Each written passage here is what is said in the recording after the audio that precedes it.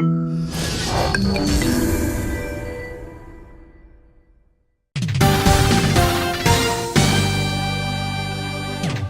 everybody, and welcome back to ShaqPower's video tutorials. Today we're going to be taking a look at, so this is going to be a pretty big project that we're going to be working on here.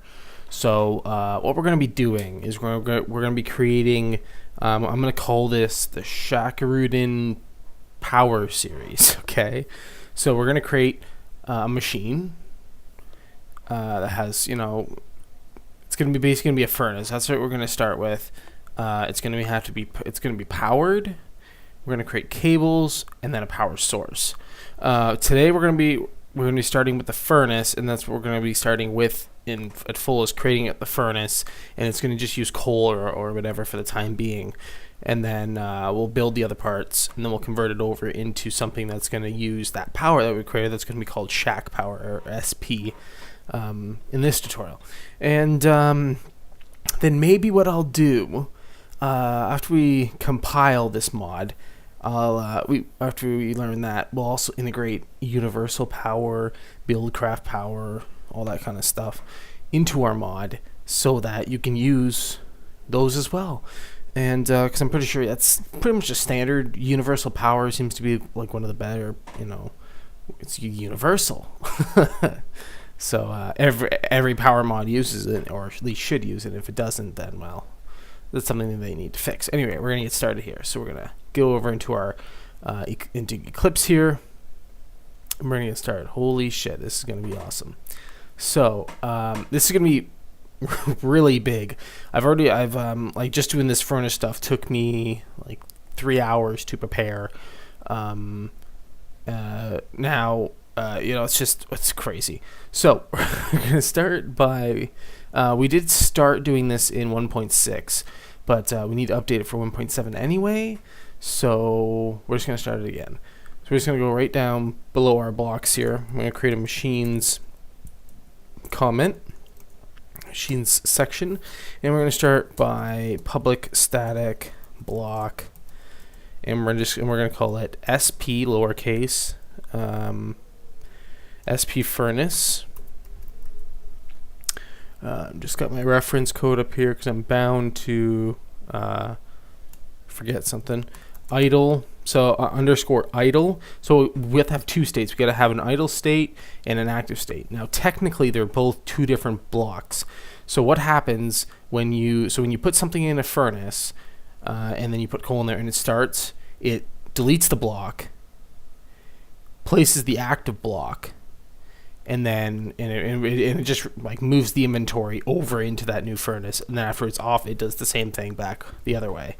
So that's pretty cool functionality. I think they could do it differently, but hey, it's working. So we'll keep doing that way. We'll keep doing it that way as well. So for now, we're just going to do that. We're just going to get the other one written here. So public static block SP furnace, and this is going to be active underscore active.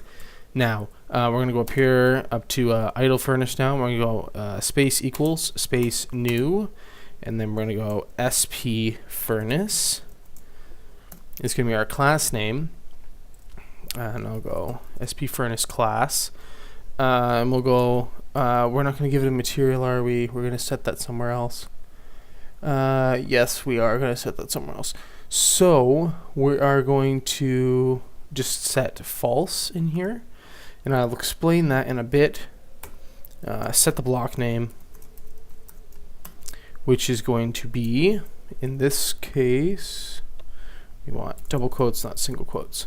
This is going to just be SP furnace underscore idle.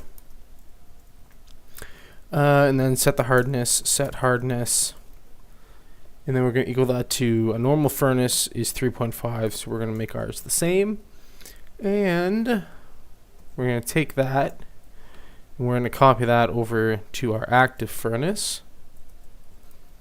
There we go. And perfect. You want them both to have the same class. One thing we want to change is this false. We're going to change that to true. We're going to change idle here to active. And hardness is fine. But now only on the idle furnace, we're going to add set creative tab. And we're going to set that to sample tab. Like that. Here we go. And I'm pretty sure that's it for that part. Yes.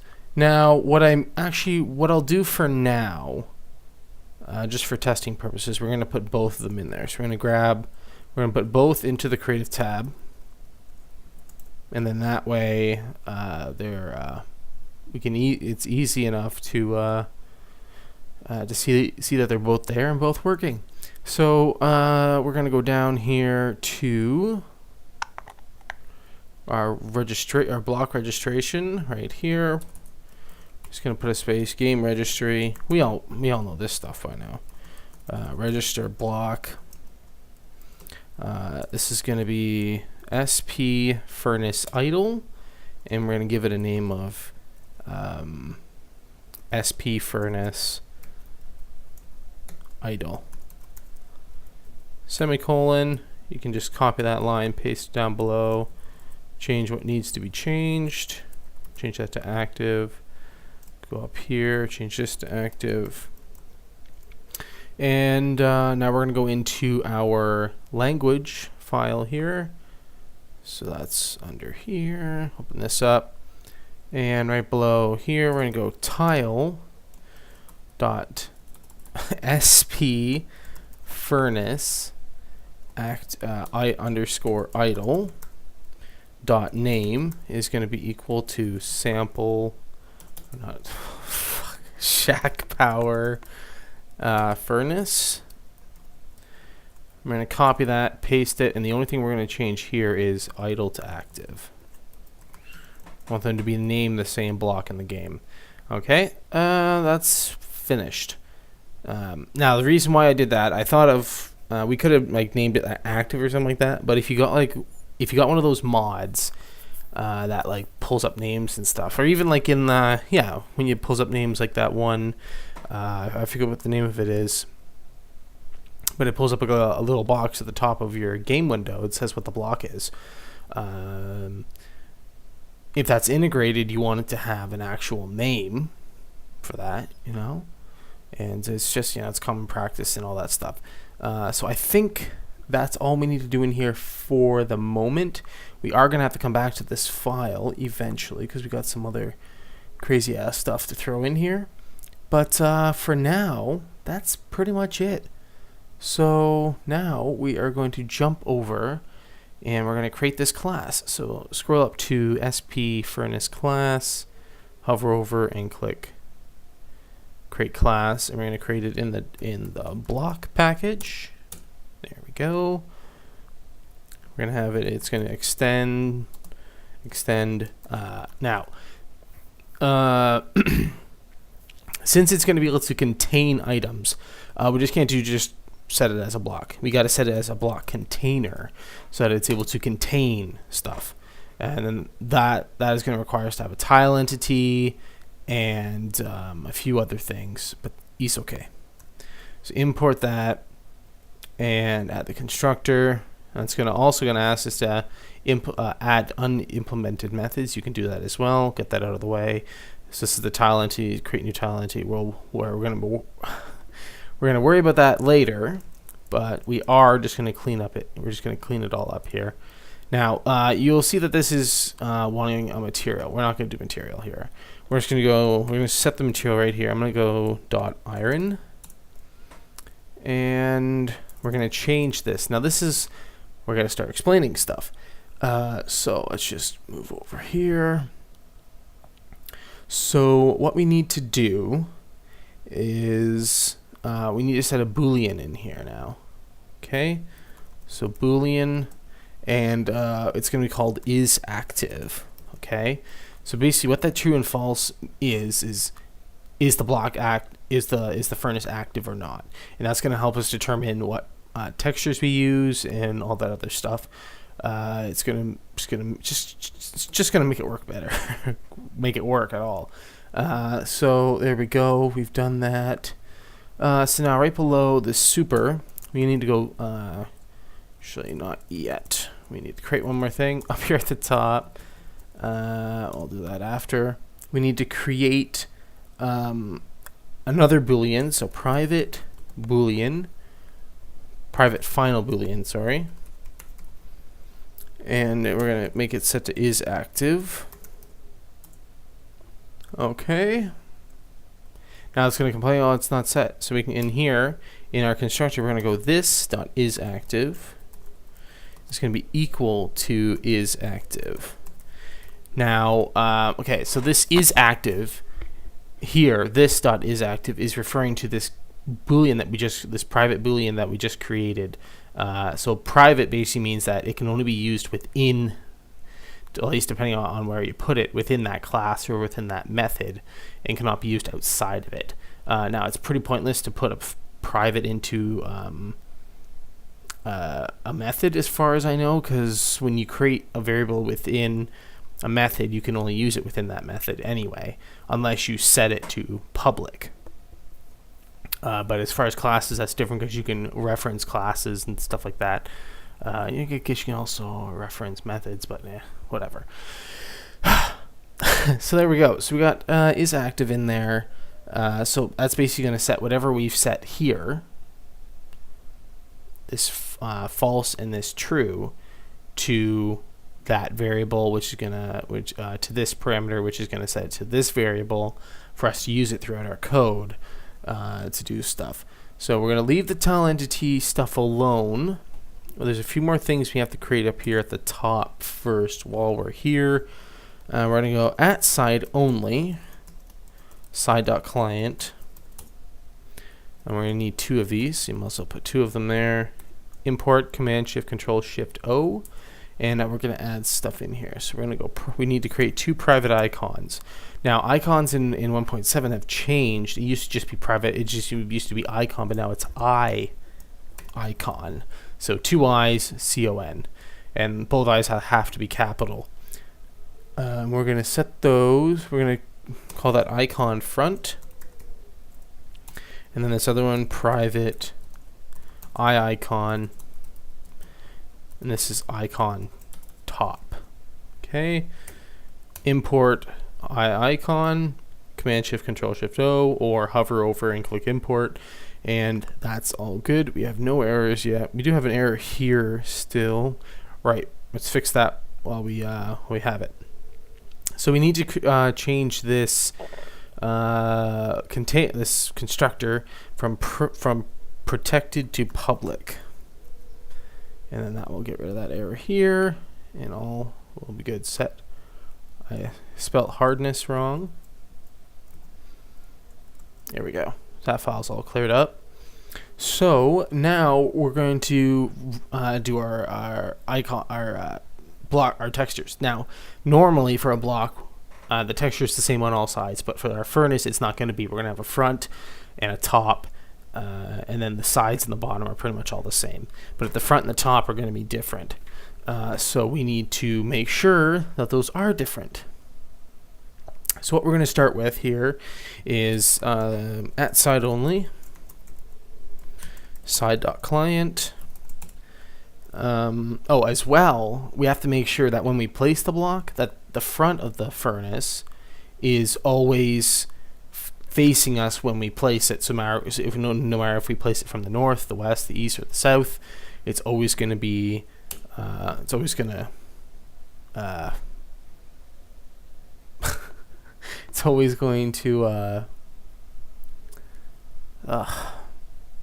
to be facing us when we place it. So we're going to start with public void register block icons. Or block, icons. Now this is a new function that's replacing register icons for, this is at least for blocks. For items it's probably the same thing, but for blocks it has changed to register block icons. Now normally you would say, well, why aren't you using the set texture thing within the constructor? Well, in this case, since we're not doing just the one texture, we need to register multiple textures to use throughout our this file to set all that stuff up. So we need to use this. So normally this would be icon register, but now it's icon register. and I'm going to call it icon registry. And you got to import iIcon register, which Command Shift Control Shift O imports that. And now we're going to go with this dot block icon is equal to icon registry, which correlates with that variable that we set this iIcon register to for us to be able to use its functionality. So iIcon registry dot register icon, and we're gonna set this to main class dot mod ID plus colon, and then in a separate set of parentheses. This is more just to match the others that we're gonna do more than needed. You don't have to technically put this, and you could just put this all together like this, and then type all of our stuff. But I'm going to do it this way just to stick with the same style for everything. So this is just going to be sp furnace underscore side. So side is going to be the default texture. So if we went into the game right now, it would only be using the side icon for every side of the block. And we're not going to want that, so we got to register a few more and then tell them where it's supposed to go. Okay, so we're going to get to that now. All right, so now we're going to do the front icon. This is where it's going to get a little bit more complicated. So this is front icon is equal to icon registry dot register icon, and this is going to be the same main class dot mod ID plus colon within the parentheses, and without them outside of parentheses double quotes plus space, and this is where it's going to get a little bit different. So we'll want parentheses, and we're going to go this dot is active. So we're basically saying if is active is equal to true, then, which with the question mark means, so we're basically doing like an inline if statement. So if is active is equal to true, then set the icon to sp furnace underscore front underscore active, or on is what I called it. And then after that, outside of those double quotes, you need to have a colon for else. You always have to have an else clause with these inline if statements. So else, we're going to set it to sp furnace underscore front underscore off. That one's done. We've registered that icon. So when it accesses this class, it's just going to choose whatever icon it needs to load instead of loading both at the same time when one is not needed. Icon top. This dot icon top is going to be equal to icon registry dot register icon main class dot mod ID plus space, the same stuff, and we're going to be going just furnace top. So double quotes sp furnace underscore top. There we go. Did I name these? Okay, I didn't put capitals on any of the furnace, on the F's in these sp furnace, so I'll change that. And then after we set this all up, we'll go and grab our textures and throw those where they need to be. And there we go. Semicolon at the end of that. Make sure you have a semicolon at the end of each one of these lines, these lines, and then that they're done properly. You'll actually get an error if you don't have it. So, all right. So now outside of that register block icons method, we're going to be creating another method, but first we need to do our at side only side.client, and we're going to go public iIcon get icon. And we got two parameters. We're going to have int side and then int meta. So basically, so each block, I've never really explained this too well, but each block has metadata, which basically says which direction it's placed, which direction it's facing, all this other stuff that you can access, and you can use this to your advantage. So when we're setting our textures, we need to use this information that we are going to set to know which texture needs to go on which side of the block. So this is going to be a one-line statement using inline if statements. You could do this in long form, but it's a little bit it's not complicated. It's just more code than what you need to actually write. So you must do it this way. So we're going to return side. So basically we're saying if side is equal to 1. Now 1 is the top, 0 is the bottom, and then 2, 3, 4, 5 are each one of your sides. I forget which ones are which, but that's a thing. Okay, so if side is equal to 1, then it's going to be this dot icon top. We're going to tell it to use the top icon. Else, then parentheses, add a semicolon at the end there. So if it's not icon top, then we're going to see if side is equal to 0. If side is equal to 0, then this we're going to use the block icon, which is our side texture that we've set here. Okay. Else, now we need to do our metadata stuff. So else side is not equal to meta, which is the other parameter that we have in this function. Then this dot block icon. So if it's not, so meta is basically saying if it's not equal to the front, then which is basically what we're checking for, then it's going to be the block icon, so our side texture.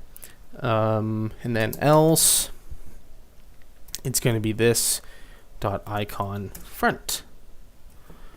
There you go. Yeah, so that's the thing. So that's done. So if you get a little bit of time here to really look over that code, make sure that you got to really pay attention to where you're placing parentheses, colons, and question marks. Note, like I've said, question mark basically means, is like then. So if something, then do this. The colon is if then is not true, then else do this. Okay, so next thing we're going to do is we're going to go public item get item dropped. We need to pass in some parameters, so int par1 and random, and then int par3.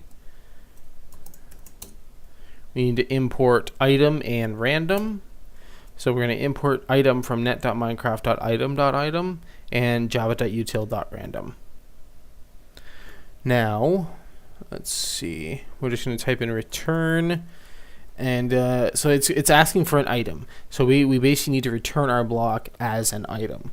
So we're going to go return item dot get item from block, and then tell it the block. So main class dot sp furnace idle. We want to give them the idle furnace, not the active. There we go. So now we're going to move on.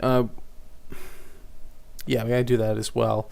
Okay, so we're going to create a function called public void set. That's the one after. We want on block added.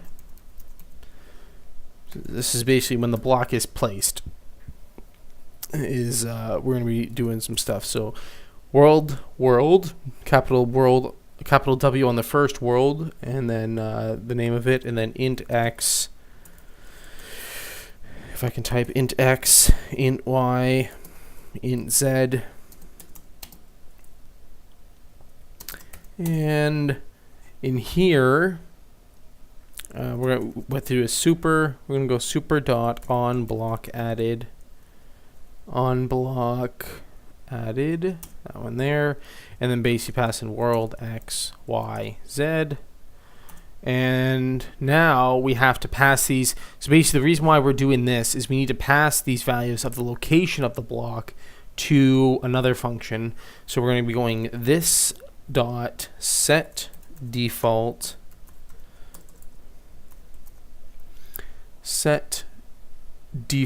direction,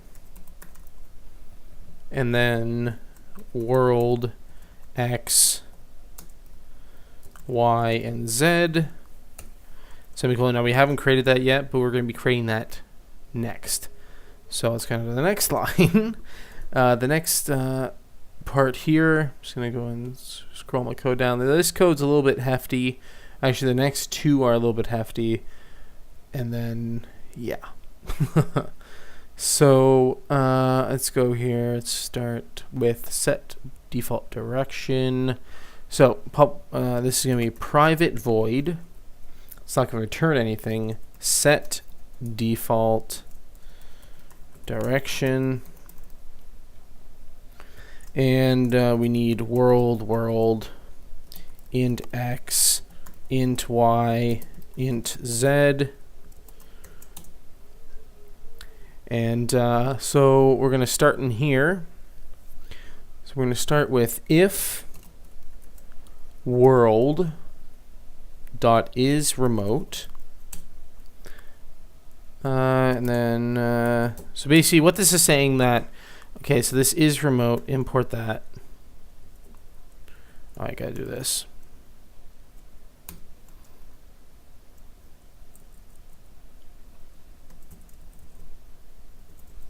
World dot is remote. There we go. So is remote. So we're gonna read what this is. So is remote, Boolean that is set to true when trying to find a spawn point. That's not the one that we want. This one here. This is set to true for client worlds and false for server worlds. So we're basically saying if, in this case, is remote. We're basically saying that if we're on the server, so if this mod is on a server, we need to do certain amount of code. That's why that was gone. Okay, so is remote. Now we need to set up five variables here, 4 blocks and a byte. So we're going to set the blocks first. So we're going to go block is equal to world dot get block, and we need to set some parameters. So the first one's going to be x, y, and then z minus 1. Okay. Import block from net.minecraft.block. Okay, so we basically just copy this 3 more times. 1, 2, 3. We need 3 of them. So this is going to be block 1, block 2, block 3. And we're just going to change these parameters around a little bit. So it's going to be, the z on the second one is going to be +1. And then we can take, so you don't want the z changing on the last 2, we want the x changing on the last 2. So we want -1 and +1. Make sure you do it in that order. So for the parameters x, y, z minus 1, x, y, z plus 1, x minus 1, y, z, x plus 1, y, z are your parameters for those. Okay? So now we need to create a byte. So we're just going to call this B0, and we're going to make it equal to 3. Boom, bam. So now we need to do a bunch of if statements. So we're going to write out one, and we're going to copy and paste it for the rest, since it's just changing a few things for each one. Okay, so this is going to be... Okay, so we're going to go type in if block dot, and we're looking for, this hasn't been named yet, so it's func 149730 underscore j, and is not block 1 dot func 149730 underscore j. Okay, and if that's all good, then b0 is going to be equal to 3. Okay, so let's just kind of scroll a little bit. That's 2, 3. We need 4 of them. Okay, so for the second one, we're going block. So you basically don't really have to change any of the structure. We're just changing the block and then the byte. So this one is going to be if it's block 1 and not block, it's going to be byte. The byte is going to be equal to 2. The third one is if it's block 2 and not block 4. Right? No, block 3, sorry. Because we did block 1, 2, and 3. So if it's block 2 and not block 3, then the byte is going to be equal to 5. And then if it's block 3 and it's not block 1 or block 2, yes, block 2, then the byte is going to be equal to 4. And then we just got to set one more thing here. Okay, so we want to stay within the if statement, correct? Yes. So right below these if statements, we got to write one more line. We got to type in world.set block metadata with notify, and x. Put in z.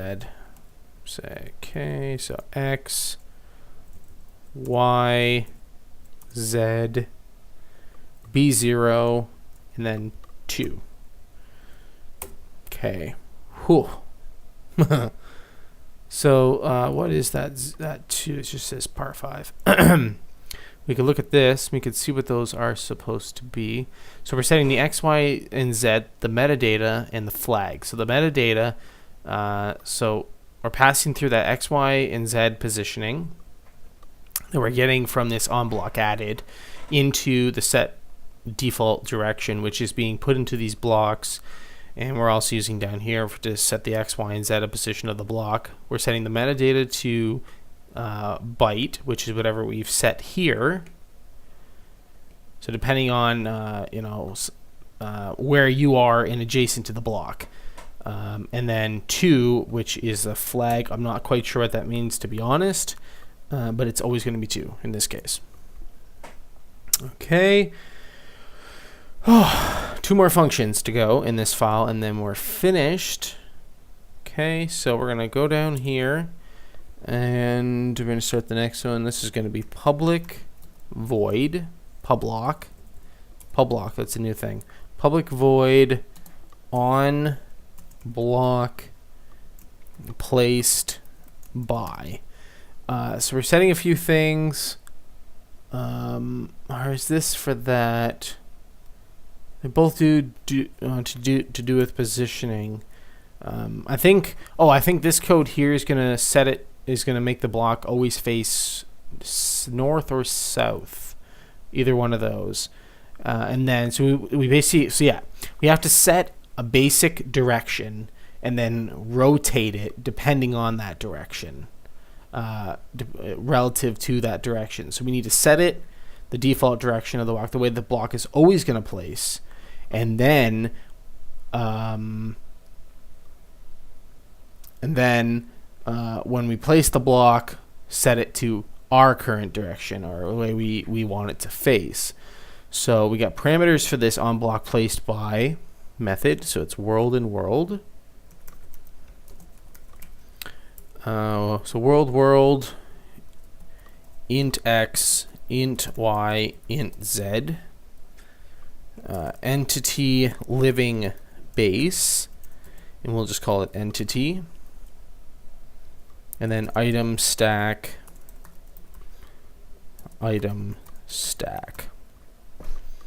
with a capital S. Okay, so we're having a little bit of a problem here. To complete class body. Is there an issue with this code?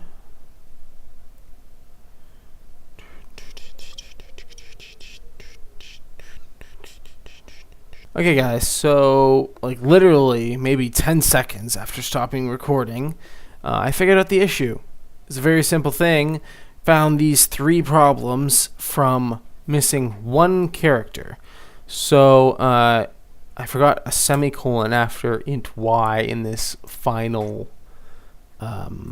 this last function that in this on block place by function that we created, which caused all that kerfluffle. So here we go. So import entity living base and item stack, Command Shift Control Shift O is the usual, and now we can move on to the next part of our code. So we're going to create some stuff here. So we're going to create an integer. We're just going to call it L. It's going to be math.helper dot floor underscore double, and we're going to cast it to double. Okay, and another set of parentheses, and we're going to go entity dot rotation yaw. So yaw is your your rotation on the x on like a horizontal plane. And we're going to times that by 4.0 and divide it by 360.0f. Okay, so basically what this is doing, math, not math.helper, sorry, math helper. There we go. Import math helper, Command Shift Control Shift O.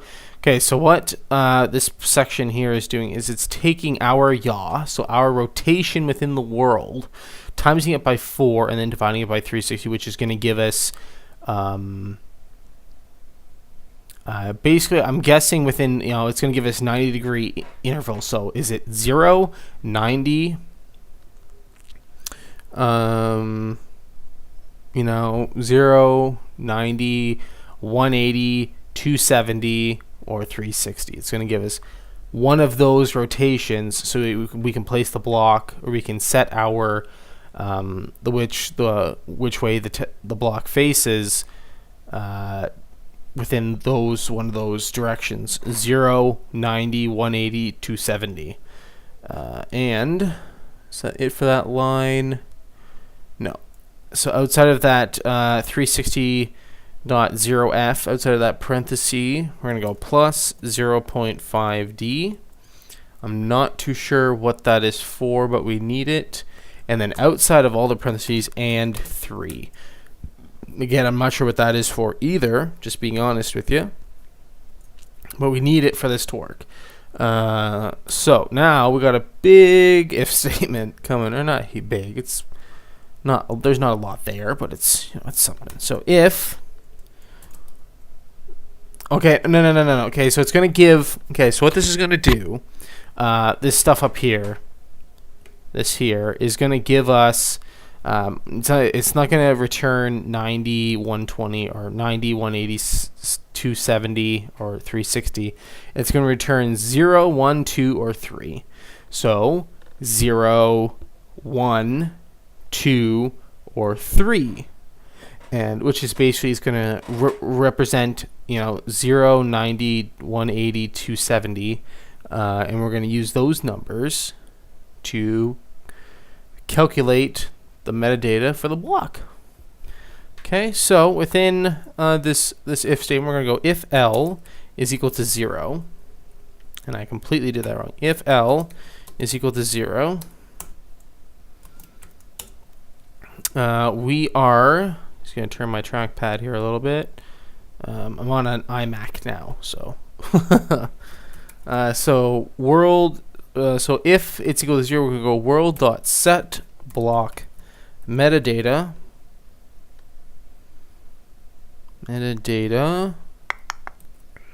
with notify x, y, z, 2 and 2. Again, x, y, z, the metadata, and then the flag, which is always going to be 2 in each one of these. So now we can basically just take this if statement, copy it 3 times. So now if L is equal to 1, then we're going to set, we're only going to change the metadata here, so that the first 2, we're going to change that to 5. Okay, and then in the next one, if L is equal to 2, we're going to change this 2 to 3. And then we're going to change, and then if L is equal to 3, we're going to set this 2 to 4. And that's going to give us what we need there. We got one more if statement, and then when this function is finished, item stack, capital S on stack, item stack dot has display name.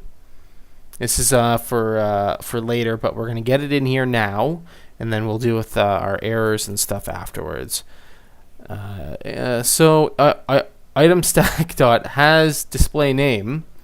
We need to cast this to tile entity SP furnace, which is what we're going to call it. Furnace. So you're going to have two sets of parentheses. So we want to be inside of the last parenthesis. World dot get tile entity x, y, z dot set GUI display name item stack dot get display name. Okay, so that's going to give us some errors for a bit, but we will set that up in just a second. So we're going to move over. We got one more thing to write here in this, and then we're done for now, for the time being. Add override. The add override is more there just to make sure that what you write is correct.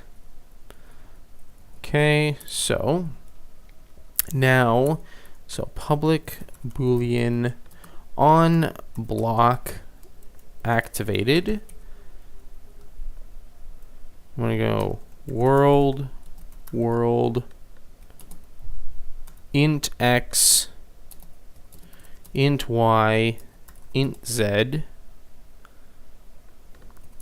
entity player entity, or player I guess we'll call it, and then we'll go int side float hit x float hit y, and then float hit z. Cool. Import entity player, and now we just got to return a boolean. So in here we're going to do if world dot is remote, and I actually want this to be is not remote, which is basically going to be if it is the server. We're going to do FML network handler dot open GUI player mod. We got to create some stuff for this, which we'll do. So we go main class dot instance. Mod ID is going to be main class dot GUI ID SP furnace world X, Y, and Z. So those are all good. And then return true outside of that if statement.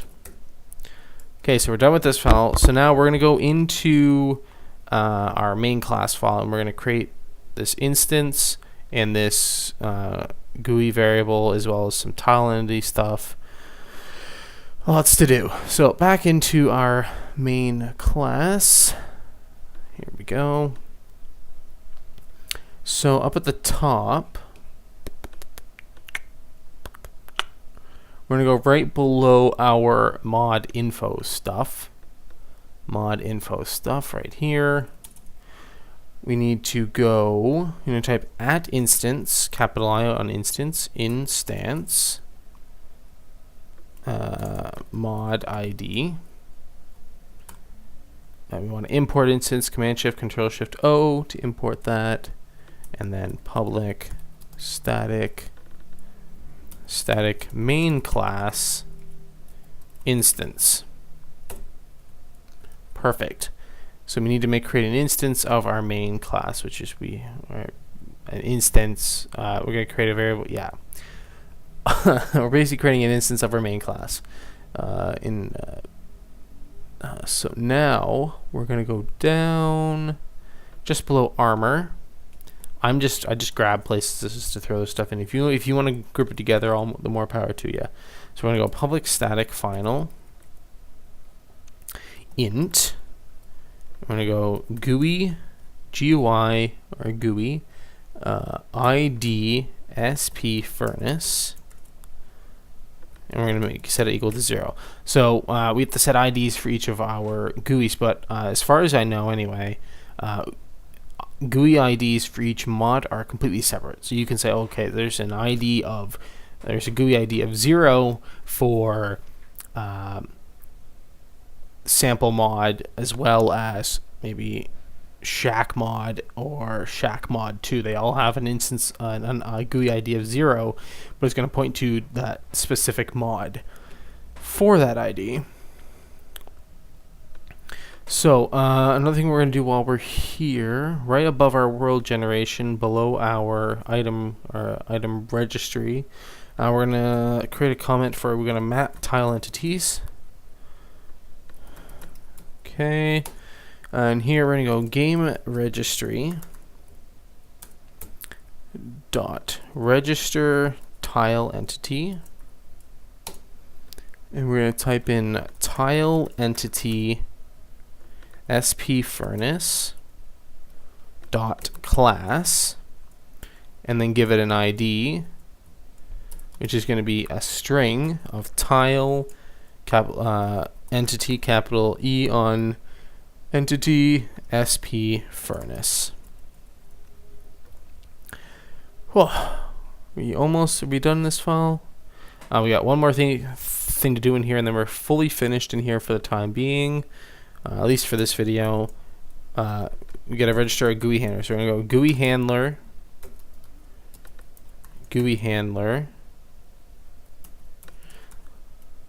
is going to be equal to new GUI handler, which we will have to create. Import GUI handler, Command Shift Control Shift O. Change to, that's fine. So we just need to create this this class GUI handler, which we're going to create. First of all, start with creating this tile entity. So scroll, create tile entity, and we're going to create this in a new package called tile, capital T, tile entity, and T, capital E, finish. It might still error out for the time being, but that's okay. We still got to fix some stuff in it. It's basically going to say it's not a tile entity, which we'll fix in a minute.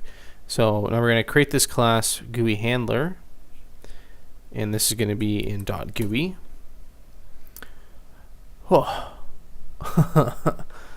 Okay, so now we've got those made. We're going to jump over into our tile entity here. Tile entity class. We need to extend tile entity, and we're going to import that. And it's not going to ask us to create anything, so we're going to go over into tile entity. We're going to create two things in here for the time being. We're going to create a private string, which is going to be the localized name. And then we're going to create one function, public void set GUI display name string display name, and we're going to set this dot localized name is equal to display name. So I'll explain more about this later when we're starting to deal with it. We're not dealing with as much right now, so that's okay. So we'll leave that like that. Now we're going to jump over into our GUI handler, which has a bunch of stuff. Okay, so over into our GUI handler. So it's going to implement. So implements I GUI handler. Import I GUI handler, and then add unimplemented methods. So there's not too much to do here actually. So first thing that we need to do is create our constructor for this. So public GUI handler, and we're going to go network registry dot instance, all capitals, dot register fooey dot register GUI handler. I'm going to go main class dot instance, and then the handler, which is this. So this is going to register our GUI handler. There we go. So we just put that in a constructor so that it's ran first. Okay. Now we're just going to get rid of this auto-generated stub code and clean this up a little bit. Like that. Now, we got these two. We got a server GUI element and then our client GUI element. Long story short, server is going to handle just a container. And that's it. And the client is going to handle container and displaying the actual GUI. So right now we're only going to be writing one thing, and then we're going to copy and paste it to the other. So we're going to write it in client. Okay. So tile entity is going to be equal to world dot get tile entity x, y, and z. Okay, so why are we doing this? Because we need to get our tile entity. Since it's not being passed through the methods, we need to have a way of picking that out. And a way of picking that out is by getting the tile entity from the x, y, and z position of the world of where we're clicking, which we're getting from SP service when we're doing this on block activated stuff. It's getting us the x, y, and z stuff, passing it. Oh, it's opening up the GUI, and it's nuts. Okay, so here we go. So we need to return an object here. So we're going to go if entity is not equal to null. So if we're actually clicking on something, we got to make sure that we're doing that. We just can't assume that we are clicking on something. We got to make sure that we are clicking on something. We're basically going to do a switch statement in here. So we're going to go ID, switch for the ID, bam. And we're basically going to type in case. I'm going to tab this in just to keep it clean. As you can easily tell where stuff is. So case main class dot GUI ID p GUI ID SP furnace. So the ID of our GUI. So if ID, so we're basically saying if ID is equal to this case, which in this case we're talking about main class. We're talking about our container, our furnace GUI. Put a colon, so then everything that's indented is going to happen for this. So in this case, we want to run an if statement for now. Entity dot, or not entity, sorry, entity space instance of. So if the entity is instance of tile entity sp furnace, we're going to do something. We need to import tile entity furnace, which is cool. Cool. We're going to return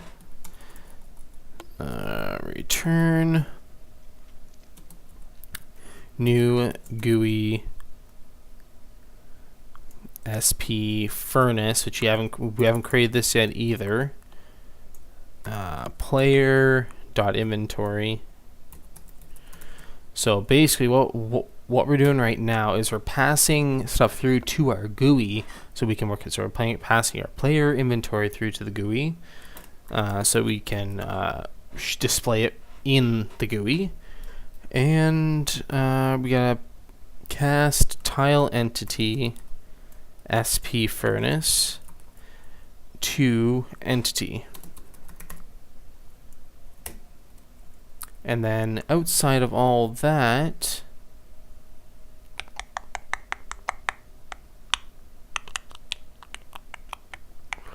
so that's outside of the switch. So we want to go outside of the if, which is right here. And if nothing else, then we're going to return null. And actually, there's one more thing we got to do. So right in here, break. So it's basically saying after this here has been done, if any of those are true, it's going to stop. It's going to jump out of this function and no longer continue on to return null. Cool. So now we're going to copy this. So we want just this section right here into this top one. And then I'm just going to go up to the top of this here and indent that in, and then we're all good there as well.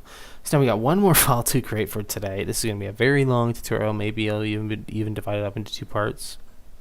We're going to create a new class in GUI. So you just want to hover over GUI sp furnace, click create class, and go finish. Class file.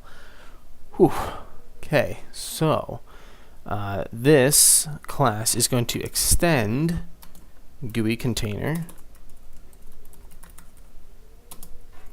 We're going to import and add our constructor. Perfect.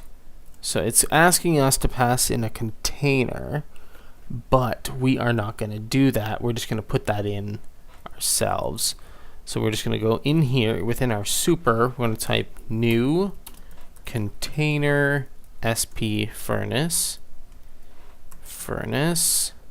which we haven't created yet, and we aren't going to create in this video. We're going to tackle that in the next part. Inventory player entity. Okay, so that now we just got to change our parameters up here. So we are going to put in inventory player, and we're just going to go ivn player, which is that variable down below, and one more, which is going to be tile entity sp furnace entity.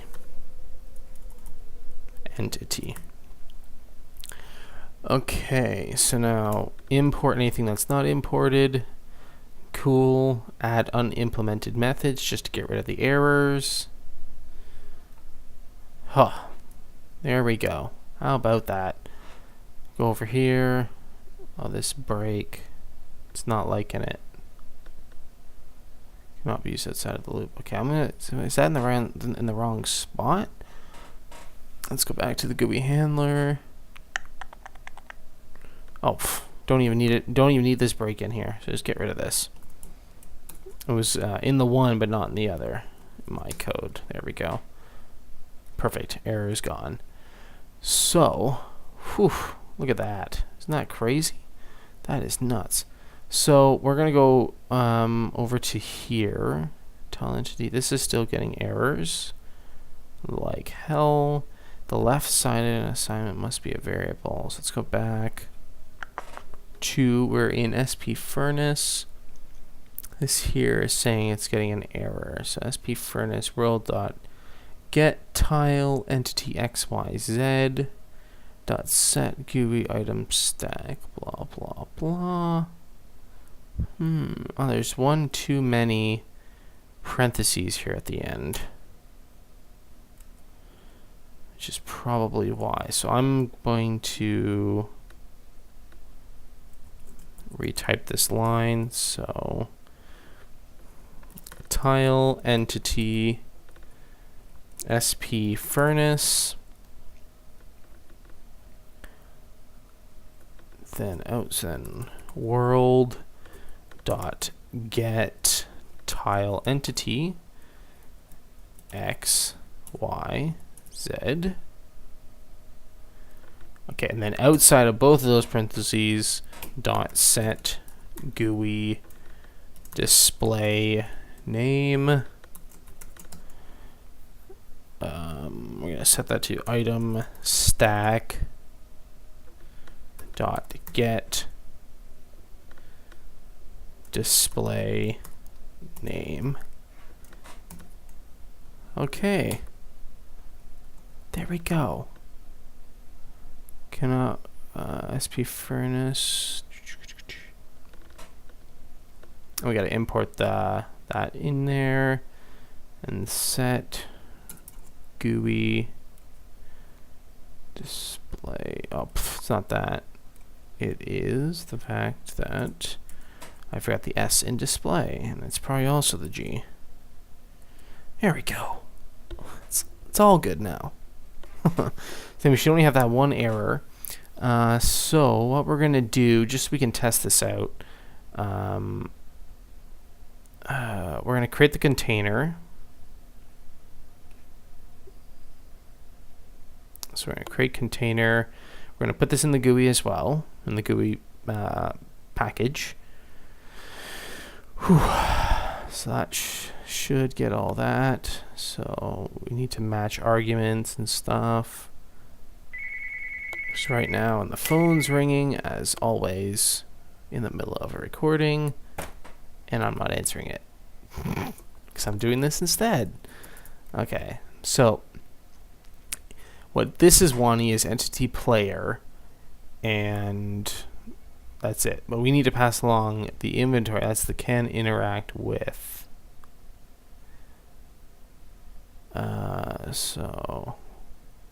We need to create the constructor with these arguments. There we go. Those are in there. There we go. So now we should be able to launch this, and you should be able to see. So it's going to launch Minecraft here, and it crashed. Why did it crash? Let's see. I wonder if it's crashing because of our stuff. I went a little bit farther than I did at when it's registering.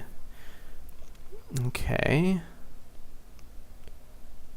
Null point exception at cpw.mods.fml.common.network.network registry. So it's when we're registering our GUI handler, it's having a problem. So let's just comment this out. And now it should launch. And stay launched. There we go. So we'll have to work with that later. So if you want to comment that line out, let's just delete both these worlds. Let's start new. Okay, get rid of them. Create new world. Be in creative mode, of course. Now, as far as I know, at least for the time being, I'm gonna try and fix it as well. But our texture, like the way the block looks in, it's not even showing up at all. Okay, that's cool. So we have one that's active, one that's not. So we place this. Yeah, it's not getting any of our textures because the textures aren't there. We forgot to put them in. Okay, so let's do that. Okay, so now that we got that all done, textures. So I'm going to open up my prep here. Resources, assets, tutorial mod. And actually I have this open in, I can really show you them in this other program. So Pixelmator is what I'm using right here. So these are my textures. This is the top of the furnace right here. This one here. This is the side. This is the front when it's on, and this is the front when it's off. Just a very basic. It took me like 5 minutes to make this. So we're just going to throw those in, and then it should render everything out. So grab these 4 textures, copy them, and we're going to go MC modding, source main, resources, assets, modding to tutorial mod, and then go into blocks, put those in here. Now, go back in here, rerun the game. We should be good to go.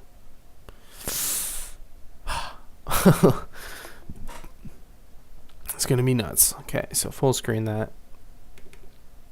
Now it should be displaying textures. Yes, perfect.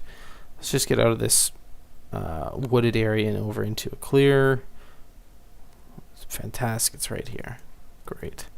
Okay. So here is our inactive furnace. So you can see like the textures in the down in the bar down here are ladybug on my foot are little you know, they're not direct, they're not the direction isn't changed, right? So it's showing you just blank blocks with the top on it, which is actually, that's crooked. It should be this way, I think. Yeah, it's fine either way. So it's just vent holes. So there you go. So we got, this is our inactive furnace and this is our active furnace. So you can see the 2 different states there. Now actually one thing we do want to add is on our active furnace. So we slide back over to our code within our main class file. We want it to emit light. So we're going to go up to the active furnace, and at the end here we're going to go dot set light level, and we're going to go 0.9f, 0 being your low, 1 being your high. Jack-o'-lanterns, they emit 1.0f, and then no light is 0.0f. But we're gonna go we're gonna go 0.9. You cannot go over 1; it will crash your game. Just so you know that. Okay. Let's load up our world. So now, story blocks. We'll set it to night. So time set night. Okay, so we're going to set, so if we set down our normal block, it doesn't emit any light. We place down our active block, it emits light. There you go. And as you can see, I'm just going to set time set day 1000. There we go. So I'm just going to, so we can place furnaces. That's the beauty of me. In any direction that we wish, and they will face the correct way. Yeah, see, those are facing the correct way. This top piece isn't being changed depending on which way it's facing, so that'll be something I'll look into. That's not really the most important thing at this moment. It was more just to get it done and get the faces. The front was what was the most important part. Okay, so booyah, we have furnaces. There you go, guys. Thanks for watching, everybody. And we'll see you guys in the next video where we're going to cover basically doing the GUI stuff. So that's going to be another very long tutorial. We're going to cover the GUI, and it's going to be great.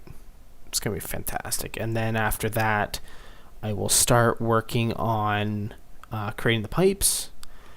And after that, we'll create that power source, like a windmill or something. And then after that, we will hook it all up, make it all work, and you'll have your own power system working. And then you can just implement that code throughout different things, and then maybe we'll even customize our GUI for our furnace instead of it just being a basic furnace GUI, which is what we're going to use for the time being.